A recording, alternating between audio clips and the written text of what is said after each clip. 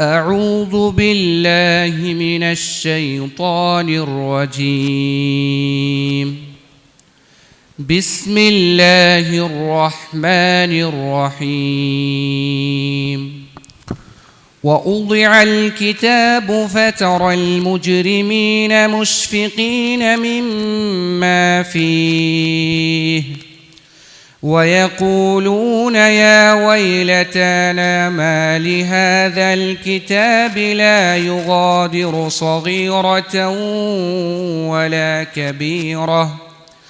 ولا كبيرة إلا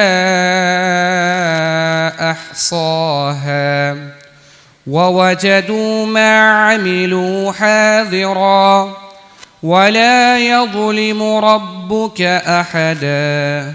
السلام عليكم. أعوذ بالله من الشيطان الرجيم.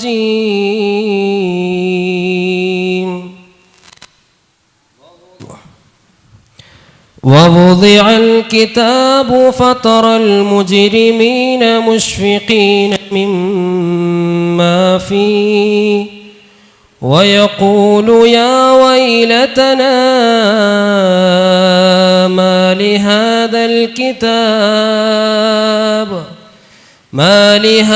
الكتاب لا يغادر صغيرة ولا كبيرة إلا أحصاها ووجدوا ما عملوا حاضرا ولا يظلم ربك أحدا. أعوذ بالله من الشيطان الرجيم.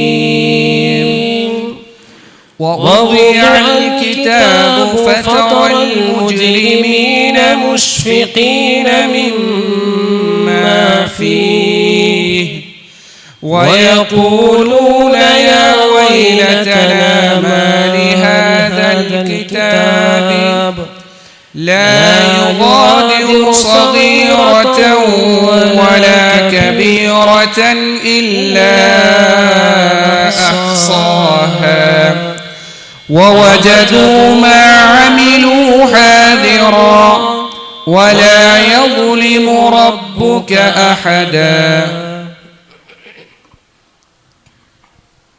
Assalamu alaikum wa rahmatullahi wa barakatuh.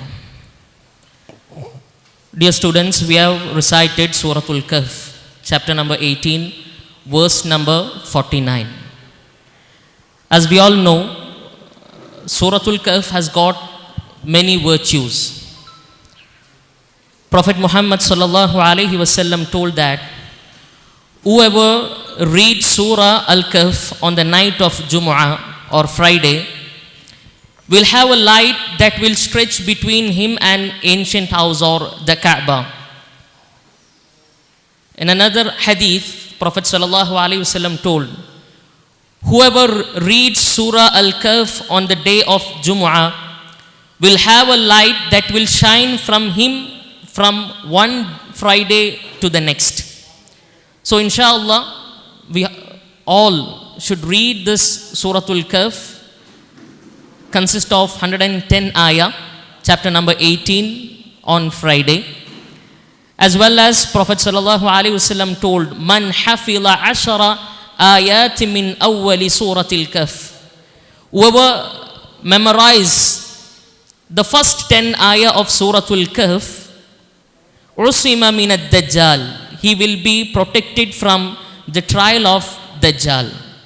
So inshallah, we have to memorize this 10 ayah, first 10 ayats, and we should try to recite Surah Al-Kahf on Fridays. Inshallah, now Ustad will recite, and inshallah we are going to, students, you are going to recite together with us.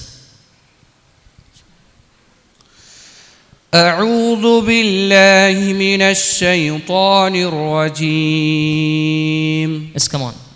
أعوذ بالله من الشيطان الرجيم. ووضع الكتاب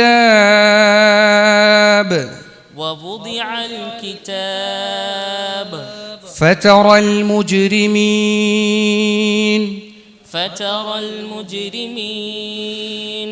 مشفقين مما فيه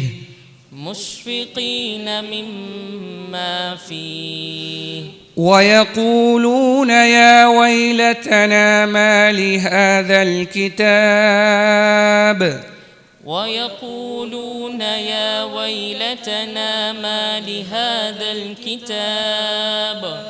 لا يغادر صغيرة ولا كبيرة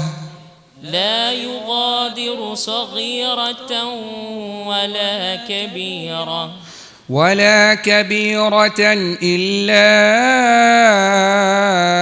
أحصاها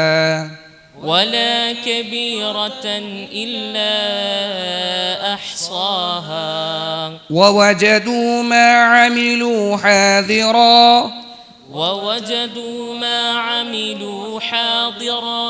ولا يظلم ربك أحدا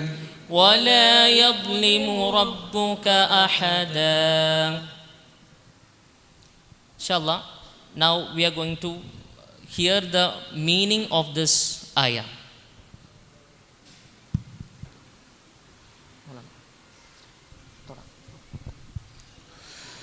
ووضع الكتاب فترى المجرمين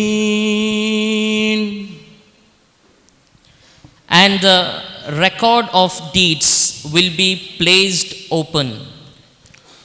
കർമ്മങ്ങളുടെ രേഖ വെക്കപ്പെടുമ്പോൾ മുജ്രിമീങ്ങളെ, അതായത് തിന്മകൾ ചെയ്തവരെ നീ കാണപ്പെടും. മുശ്ഫിഖീന മിമ്മാ ഫീഹ് And the record of deeds will be placed open, and you will see the criminals fearful of that within. അതിലുള്ളതിനെപ്പറ്റി ഭയവിഹ്വലരായ കൊണ്ട് രൂപത്തിൽ നീ അവരെ കാണും. ويقولون يا ويلتنا ما لهذا الكتاب And they will say, oh, woe to us, what is this book? അവർ പറയും, അയ്യോ ഞങ്ങളുടെ നാശമേ, ഇതെന്തൊരു ഗ്രന്ഥമാണ്. لا يغادر صغيرة ولا كبيرة إلا أحصاها That book leaves nothing small or great except that is has enumerated it. ഇതിൽ ചെറുതും വലുതുമായ യാതൊന്നും തന്നെ രേഖപ്പെടുത്താതെ വിട്ടുപോയിട്ടില്ലല്ലോ. ووجدوا ما عملوا حاضرا And they will find what they did not present before them. അങ്ങനെ അവർ ചെയ്തിട്ടുള്ള ആ തിന്മകൾ അവരുടെ മുന്നിൽ നിലവിലുള്ളതായിക്കൊണ്ട് അവർ കണ്ടെത്തും. ولا يظلم ربك أحدا And your Lord does injustice to no one. നിന്റെ രക്ഷിതാവ് യാതൊരാളോടും തന്നെ അനീതി കാണിക്കുന്നവനല്ല. അപ്പോൾ നാം ഓരോരുത്തരും ഈ ആയത്തിൽ അല്ലാഹു സുബ്ഹാനഹു വ തആല പറയുകയാണ്, നമ്മൾ ഈ ദുനിയാവിൽ ചെയ്ത ഏത് പ്രവർത്തനങ്ങളാണെങ്കിലും അത് നാളെ കിതാബായി, ഗ്രന്ഥമായി നമ്മുടെ മുമ്പിൽ അള്ളാഹു പ്രദർശിപ്പിക്കും. നമ്മുടെ വലത്തെ തോളിലും ഇടത്തെ തോളിലും 2 മലക്കുകളുണ്ട്. നമ്മൾ നന്മ ചെയ്യുകയാണെങ്കിലും തിന്മ ചെയ്യുകയാണെങ്കിലും അവർ അത് രേഖപ്പെടുത്തുന്നുണ്ട്. നാളെ ഖിയാമത്ത് നാളിൽ അത് തുറന്നു വെക്കപ്പെടും. തെറ്റ് ചെയ്ത ആളുകൾ ആ കിതാബിലുള്ളതിനെക്കുറിച്ച് അന്ന് ബേജാറാകും. ആ സമയത്ത് ആ പ്രവർത്തനങ്ങളൊക്കെ നമ്മുടെ മുമ്പിൽ നേരായി കാണിക്കപ്പെടുമെന്നാണ് വിശുദ്ധ ഖുർആൻ നമ്മെ പഠിപ്പിക്കുന്നത്.